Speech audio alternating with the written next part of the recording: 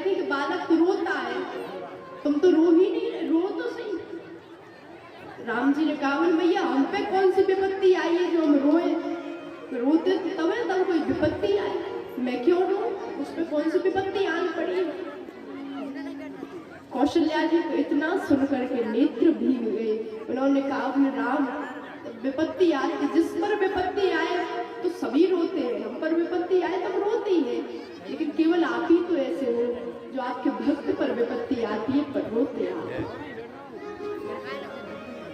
हम पर विपत्ति आए तो हम ही रोंगे, दूसरा थोड़ी रोगा। लेकिन भगवान ऐसे है कि जब दूसरे पर विपत्ति आए तो भगवान को कष्ट होता है। इसीलिए कौशल्या कहती है कि तुम रो, क्योंकि अभी धरती पर कष्ट है, तुम रो। अब भगवान ने ऐसा रोना प्रारंभ किया कि कौशल्या जी चुप करा रही, कभी दुग्ध पान कराती, कभी खिलौने देती है कि अब शांत हो जाए, तो भगवान चुप नहीं हुए।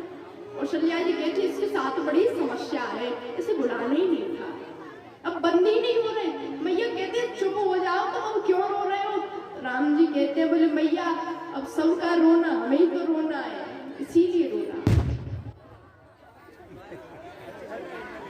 इस प्रकार भगवान ने रोदन किया। अब कुछ भगवान धीरे धीरे बड़े हुए, कृष्ण कथा है इसलिए छोटे ही रूप में राम जी की विवाह तक की कथा का श्रवण करके फिर बड़ी धूमधाम से आनंद उत्सव में नंद यशोदा बनकर श्री कृष्ण जन्म महोत्सव का दर्शन करेंगे। श्री राघवेंद्र अपने 4 वंशों के साथ राम लक्ष्मण भरत शत्रुघ्न के साथ कुछ बड़े हुए।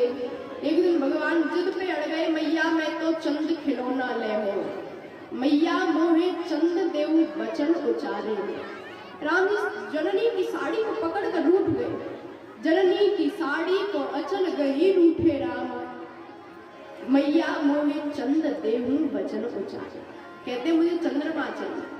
कौशल्या जी कहते अरे लाला इतनी बड़ी बात,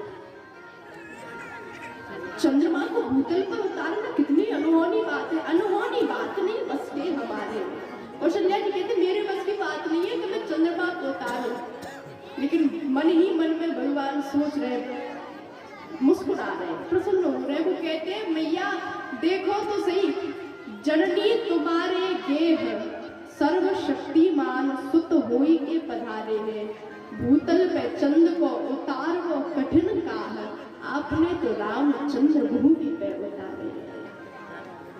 राम जी कहते तुमने तो रामचंद्र को उतार लिया, तो चंद्रमा को उतारना कौन सी बड़ी बात है। तो प्रेम तो ऐसा है जिस कौशल्या ने साक्षात राघव को नीचे उतार लिया। अब भगवान कुछ बड़े हुए, विश्वामित्र जी भगवान को लेने के लिए आए, राम और लक्ष्मण को अपने साथ ले गए। पहले तो दशरथ जी मना कर रहे मैं नहीं दे सकता, लेकिन वशिष्ठ जी ने समझाया तो कह दिया तुम मुन पिता आनने को। दशरथ ने राम और लक्ष्मण को तो भी नहीं दिया, उसने अपने पिता होने के तत्व को विश्वामित्र को दे दिया। और विश्वामित्र जी अब राम और लक्ष्मण के पिता बनकर राम और लक्ष्मण को ले जा रहे हैं। मार्ग में चले तो पैठन शरण सिलन चढ़ी चितवन। भगवान कभी शिलाओं पर चढ़ते, कभी सरोवर में उतर जाते, पर सब है मुन पुन पुन लेत बुलाए। लेकिन बार बार विश्वामित्र जी डर के कारण राम और लक्ष्मण को बुलाते, कहते राम तुम गिर जाओगे, तुम सरोवर में डूब जाओगे। राम जी को हंसी आ गई, कहा बोले महाराज आप तो जानते हो मैं तो भगवान हूँ, और ब्रह्म कभी जल में डूब सकता है, ऐसा अनहोनी बात कभी घटित हो सकती है। विश्वामित्र जी ने कहा बोले राम भगवान तो नहीं डूब सकता, लेकिन अब मेरी दृष्टि में तुम भगवान नहीं हो।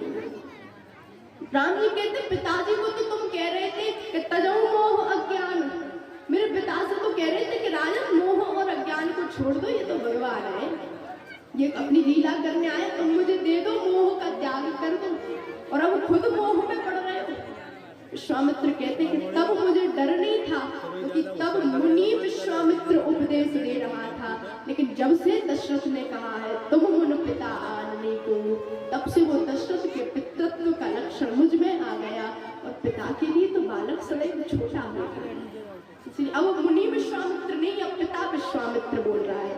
मार्ग में ताड़का मिली, भगवान ने एक ही बाण प्राण हर लीला, एक ही बाण प्राण हर लीला, एक ही बाण प्राण हर लीला,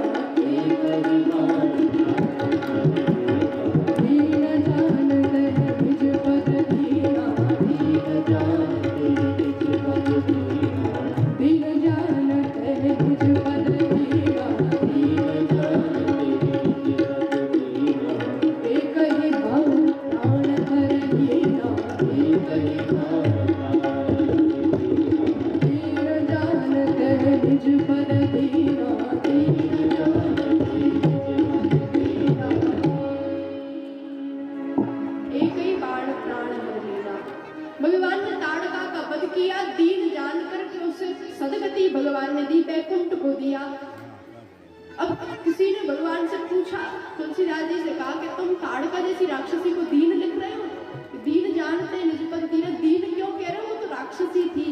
तो भगवान का भाव है कि ताड़का से ज्यादा बड़ा दीन तो और कोई हो ही नहीं सकता, जिसके सामने साक्षात भगवान खड़े हो और वो भगवान के सामने होने पर भी उसे ना पहचान पाए, तो उससे बड़ा दीन तो और कोई है ही नहीं। इसलिए दीन जानते हैं निज पर दीना। अब भगवान ने विश्वामित्र का यज्ञ करवाया, सुबाहु का वध किया, मारीच को समुद्र पार फेंका।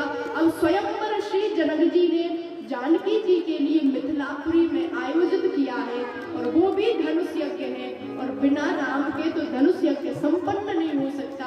इसलिए अब विश्वामित्र जी के साथ में श्री राम और लक्ष्मण स्वयंवर के लिए मिथिला में पहुंचे। अद्भुत मिथिला की शोभा, राम और लक्ष्मण जब आए तो संपूर्ण मिथिलावासी राम जी की छवि को देख करके मोहित हो गए और मिथिला की सखियां गाने लगी। दशरथ राजकुमार नजर तो लग जाएगी, दशरथ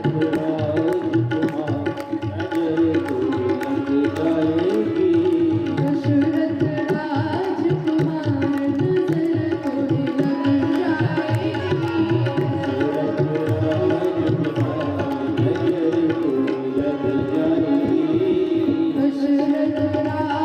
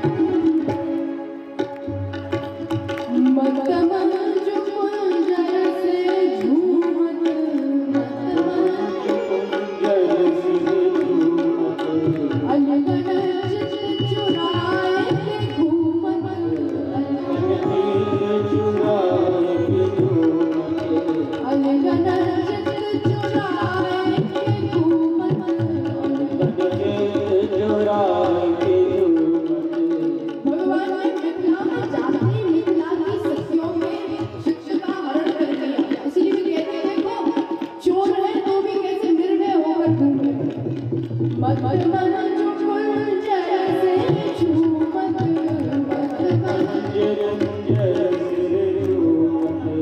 अलगन चुराए घूमत अलगन चुराए घूमत निर्भय बीच पधारे तो बिरक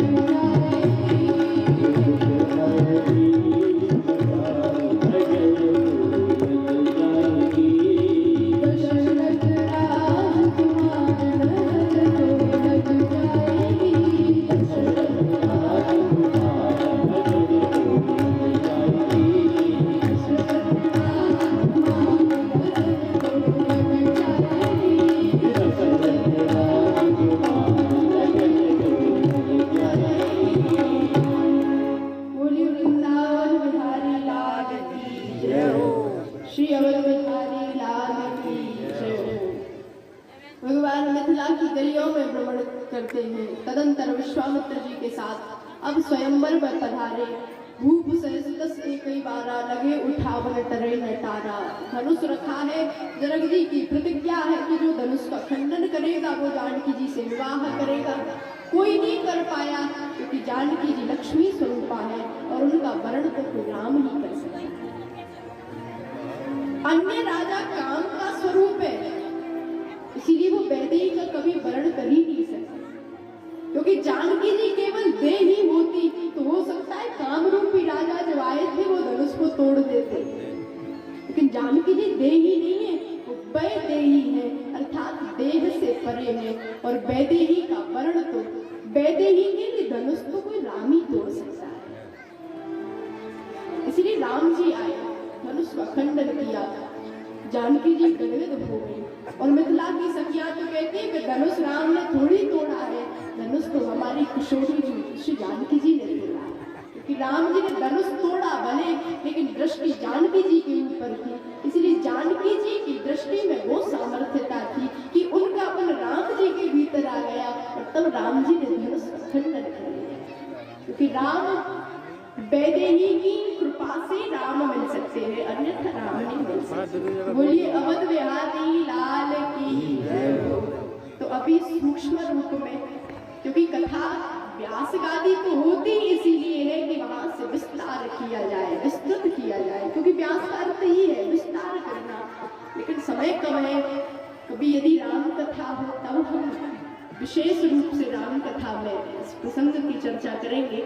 तो अभी कृष्ण कथा है, कृष्ण के भी भक्त स्वागत में अधीर बैठे। कब बालकृष्ण आए, सूक्ष्म में ही श्री जानकी जी ने राघवेंद्र को मालार्पण किया। सखियां निवेदन कर रही है कि राम जी थोड़ा झुक जाए तो जानकी जी माला पहना दे। तो आइए सखियों का कैसा भाव है। झुक जइयो कनक रघुवीर, लली मेरी छोटी है। झुक जइयो लली मेरी छोटी है। झुक जइयो कनक रघुवीर, लली मेरी छोटी है। लली मेरी छोटी है। छोटी सी